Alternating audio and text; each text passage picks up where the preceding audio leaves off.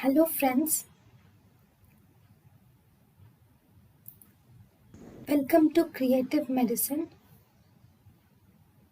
In this lecture, we will learn about Vagina.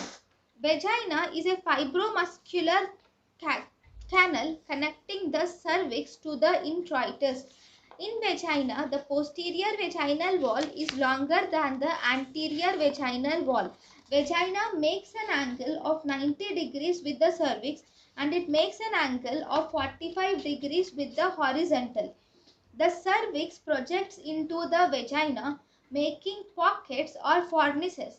So there is anterior fornix, posterior fornix, and there are two lateral fornices.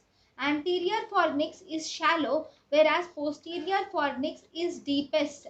Posterior fornix is used to perform the culdocentesis. Relationship of lateral fornix of vagina and the cervix. Relationship of lateral fornix of vagina and the cervix is uterine artery, ureter, and cardinal ligament.